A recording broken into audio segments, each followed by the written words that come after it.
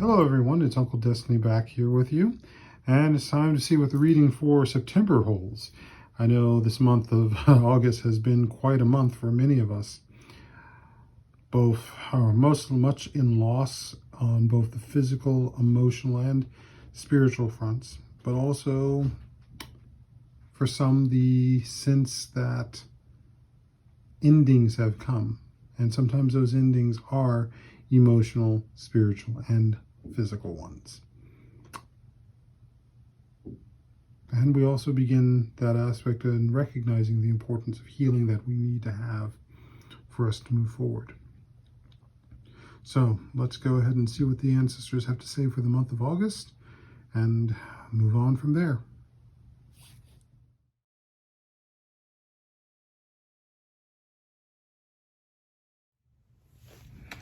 All right, and we have thrown the bones, and once more we have the 12th house, the house of endings, healing, closure, and spirituality come up again as being one of the elements that is pretty much setting the theme for what this month has.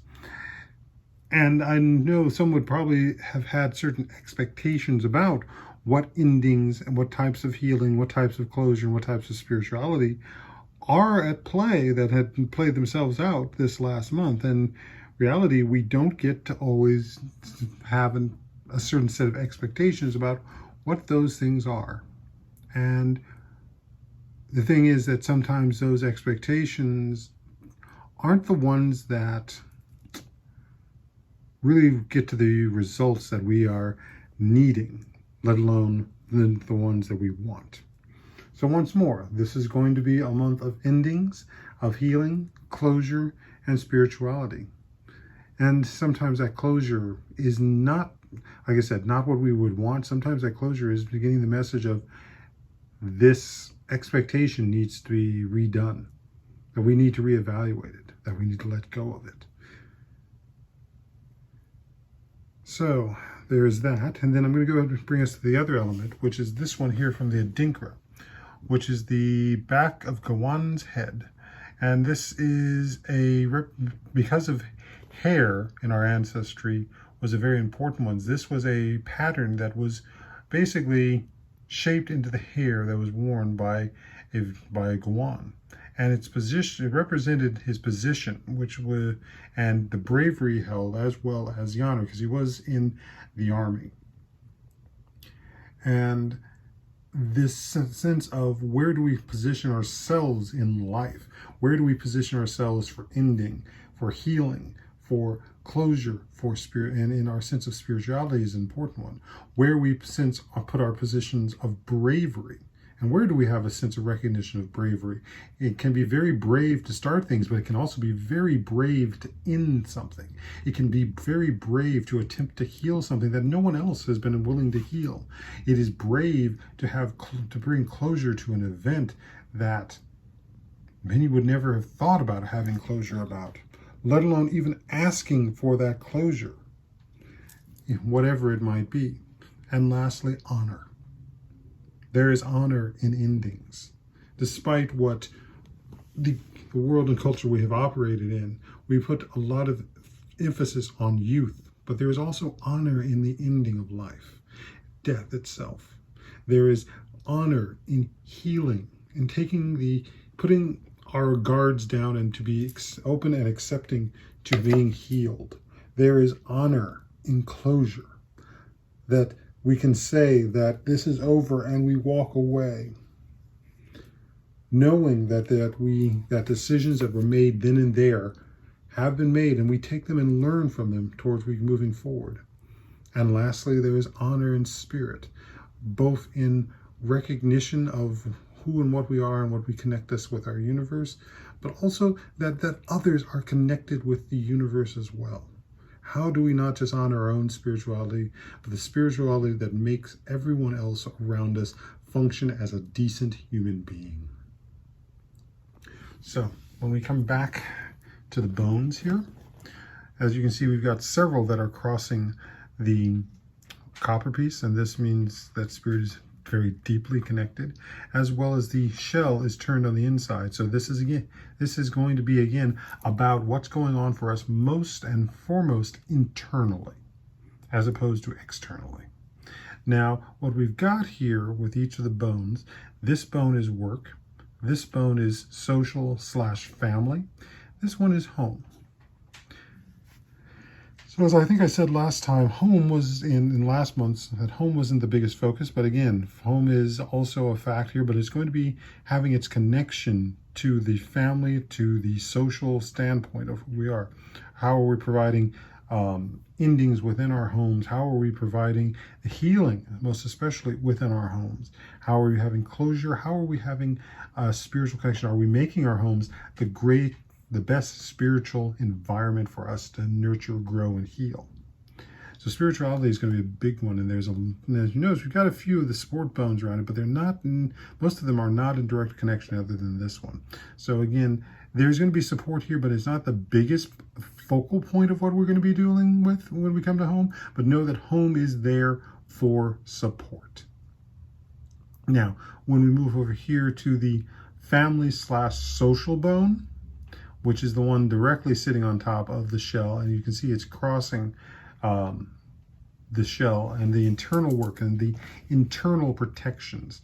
So this is really much more about looking at what we're doing emotionally, what we have been doing to not only protect ourselves, but be vulnerable with ourselves and with who we're being vulnerable with as well.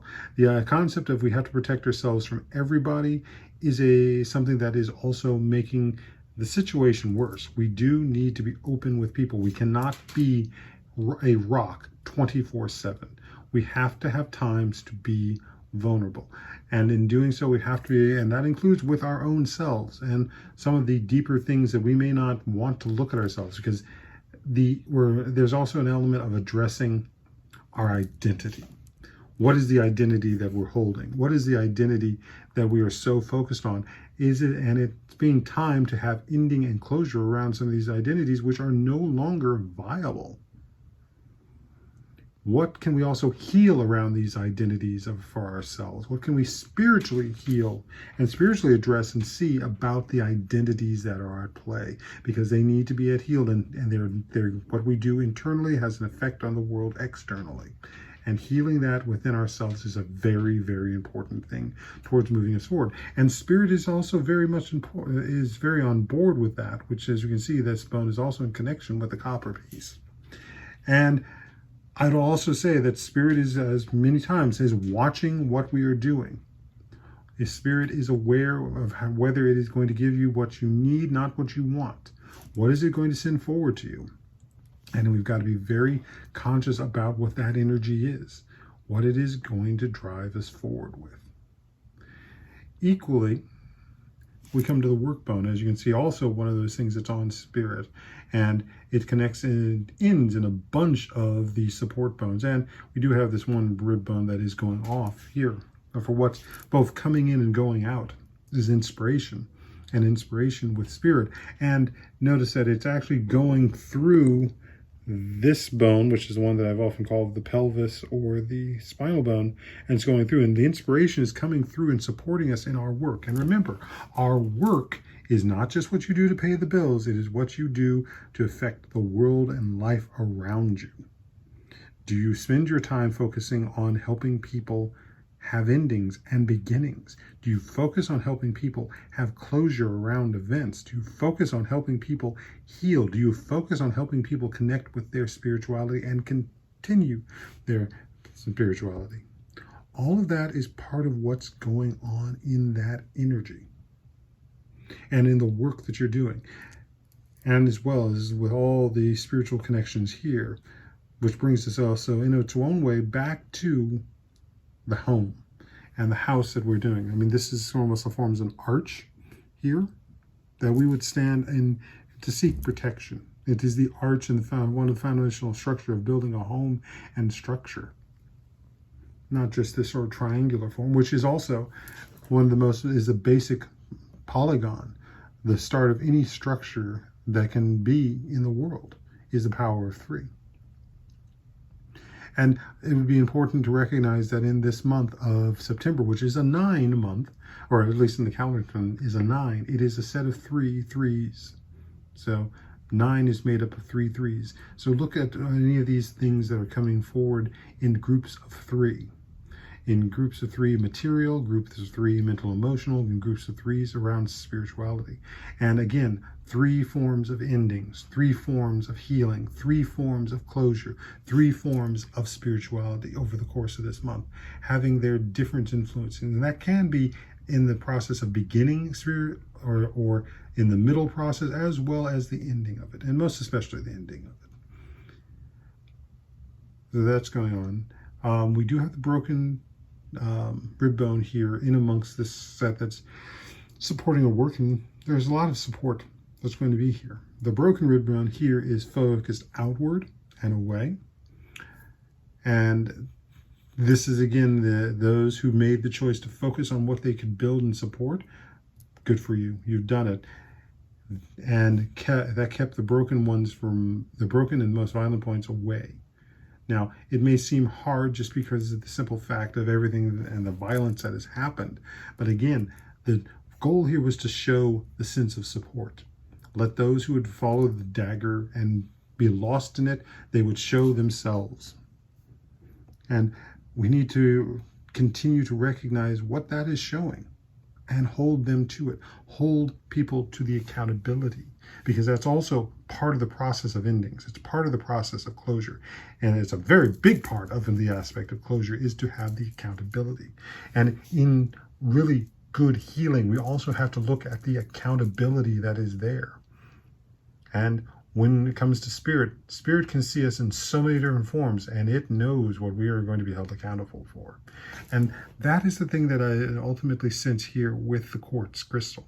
Because as you notice, it was also positioned near the home bone itself. But this is about what is being clear to us about when we come home.